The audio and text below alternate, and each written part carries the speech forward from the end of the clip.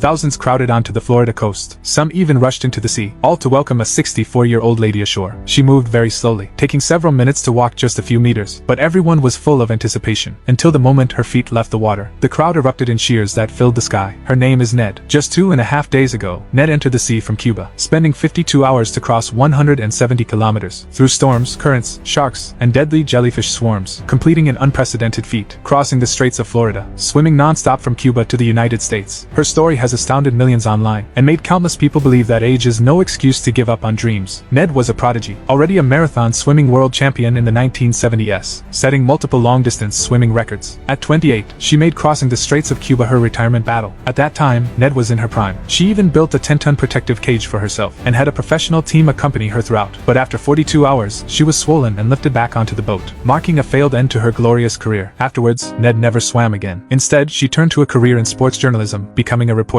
Decades passed in a flash. At 60, Ned found a phrase in a folded page of a book while sorting her mother's belongings. "Tell me, what is it you plan to do with your one wild and precious life?" As if guided by fate, Ned was struck by an idea that kept her awake at night. She took out videos that had been stored away for years. Seeing her youthful, spirited self, tears sparkled in her eyes. The next day, she went to the pool, jumping into the water for the first time in 30 years without any hesitation. She instinctively moved her arms, feeling lighter and lighter. This 60-year-old body rejuvenated in the water. After a while, Ned shared her idea with Lucy. She wanted to challenge the Straits of Cuba again. Lucy's first reaction was, "Are you crazy? You couldn't do it at 28, and now at 60. But seeing Ned's determined look, Lucy agreed to join her in the fight. Soon, they went to Mexico for a test swim, but the results were not ideal. Ned returned to the boat shivering after just 4 hours. Lucy told her, "Change your dream. I've consulted experts. They think it's impossible for humans to swim from Cuba to Florida, especially for a woman your age." This comment only fueled Ned's determination. The next day, she swam with all her might, determined to prove that what others deemed impossible, she could achieve. Unbeknownst to her, this was exactly what Lucy wanted to see. This time, Ned's performance doubled. Seeing Lucy's smug expression, Ned then realized she had been provoked by reverse psychology. But she needed exactly this kind of coach. Someone who understood her well, and knew how to unlock her potential. What followed was a long and tedious physical training. In Ned's gym, there was this saying posted: "A diamond is just a lump of coal that stuck with it." Through perseverance, this piece of coal would shine brightly before the world. A year later, Ned finally arrived in Cuba. She assembled a team, including a shark deterrent expert, an old sailor to monitor the current directions in real time, and a silent but top-level female captain. News began to report on this legendary swimmer in her 60s. Could she reclaim her youthful dream? Most people were skeptical, because in history, only 12 people had swum continuously for more than 48 hours, and Ned aimed to cross the Straits of Cuba in at least 52 hours, facing jellyfish, sharks, and unpredictable currents. But Ned's courage to pursue the seemingly impossible won her many fans. In August 2011, Ned officially started her first attempt at a comeback, swimming towards the long-missed azure depths amid cheers and applause. At first, the journey went smoothly, basking in the sun by day and following the lights at night. Thus, she swam day and night, moving her arms stroke by stroke. However, on the second day during an energy replenishment, Ned mentioned her shoulder was uncomfortable. Lucy knew her discomfort meant pain that others couldn't bear. She immediately had the doctor give Ned painkillers. Unexpectedly, Ned's face soon began to turn red. It turned out the doctor forgot Ned was allergic to non-steroidal medication and gave her the wrong medicine. Ned, not wanting to give up so easily, continued to swim forward, but her breathing became increasingly difficult, continuously swallowing seawater. Eventually, she had to turn over, helplessly floating on the surface. To make matters worse, the old sailor noticed the current pushing them off course. With Ned's current condition, moving forward was like 2 steps forward, 10 steps back, only taking them further away from their destination. Lucy had no choice but to blow the whistle and call Ned back. With heavy hearts and frustration, they ended the challenge. 7 weeks later, amid growing skepticism and dwindling support, Ned set off again. However, this time, just 12 hours in, an accident occurred.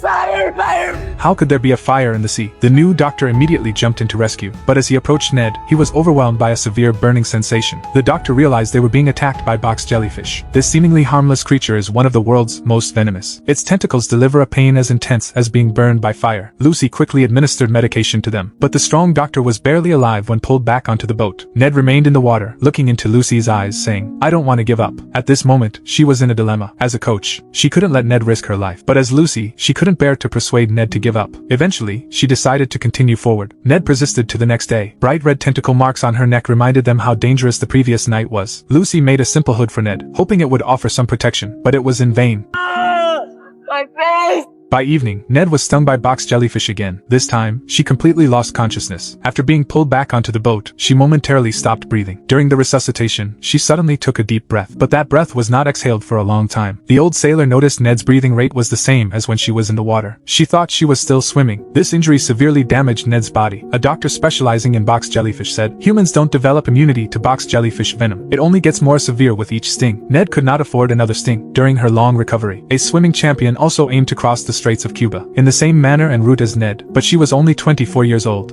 This is my window. She's stealing my swim. Ned closely monitored the challenge from the start on her computer, but in just about half a day, they saw on the news.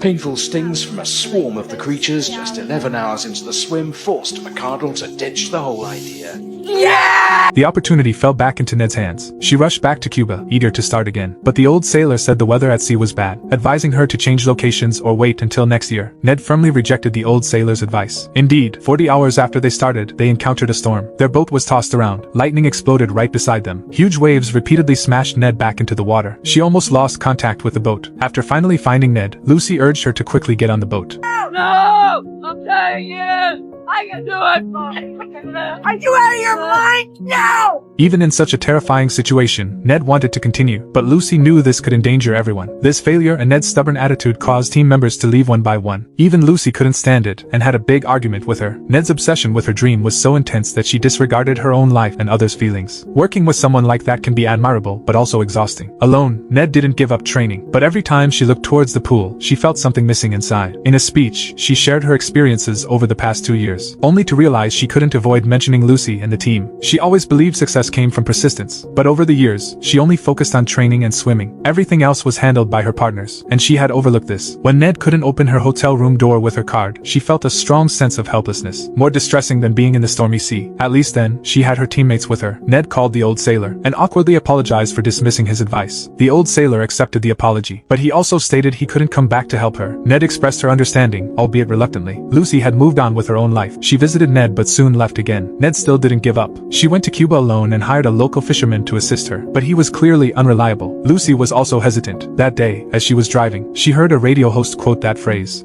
"What is it you plan to do with your one wild and precious life?" Jeez. As if guided by fate once again, Lucy set aside all concerns and rushed to Ned's side. They had been best friends since their youth, and had wasted half a lifetime together. There was no reason to part ways at this moment. If you die, I want to be the last person you see. Lucy called back the other teammates. Even the old sailor showed up. At this moment, they were united by a common dream. On August 31st, 2013, 64-year-old Ned began her fifth attempt. This time, there were no cheering crowds along the shore. Only Lucy stood firmly behind her. Ned shouted courage and resolutely jumped into the water. The azure sea seemed to form a barrier, separating her from the world's turmoil. Here, all she needed to do was keep moving her arms, pushing forward. Less than 4 hours into the journey, they encountered a shark. The shark deterrent expert immediately jumped into the water to protect Ned. It turned out the shark deterrent device had malfunctioned. One person hurried to repair it while another stood in front of Ned with a long stick. As the shark charged, she didn't flinch, until the last moment when the device started working again and the shark was driven away. At night, it was time for the box jellyfish to appear. This time, they learned their lesson and prepared a special protective suit and mask for Ned. Fortune finally favored them. Not only did she survive the night unharmed, but the next day they caught a favorable current pushing them towards Florida. 133 kilometers. Ned broke her previous record, but her strength was also draining, and because she swallowed a lot of seawater, replenishing with drinking water and food became especially difficult. Ned silently dived back into the water. While swimming, she felt as if she saw a palace underwater. Following the splendid path ahead was the direction of victory. At night, Lucy suddenly blew the whistle, calling Ned to the side of the boat, instructing her to remove her mask and goggles. Ned thought there was another problem, but Lucy pointed her towards something. A faint light on the horizon was the light of Florida. They were almost there. On the third day, there was still some distance to the finish line, but Ned had exhausted all her energy. Her vision blurred, and consciousness began to fade. Her limbs weakly moved without making any progress. Lucy removed her coat and jumped into the water. According to the rules, she couldn't touch Ned, or it would count as a challenge failure. I'm not gonna let you give up. See if you can do it. I bet you can. Can you give me one quick stroke just to... Encouraged by Lucy, Ned vigorously moved her arms. Stroke by stroke, she finally broke through her limits, awakening the strength hidden deep within her body. As the finish line drew closer, she swam faster and faster. The media reported Ned's journey, a challenge that had defeated countless athletes, labeled as impossible for humans, was about to be completed by a 64-year-old. More and more boats and people hurried to the scene. They gathered at the shore, chanting Ned's name. Ned stepped onto land, walking towards the shore step by step. The team members went ahead to clear a path, because they they had to maintain no contact until she made it ashore herself. For more than 50 hours, she had been floating in the water. Now, standing up and walking again was slow and difficult. You can do it. This is all you, nobody else. Just a couple more feet. Ned lived up to expectations. When her feet left the water, Lucy embraced her tightly. The crowd erupted. This woman, who never showed any weakness against deadly jellyfish, sharks, and huge waves, shed tears at this moment.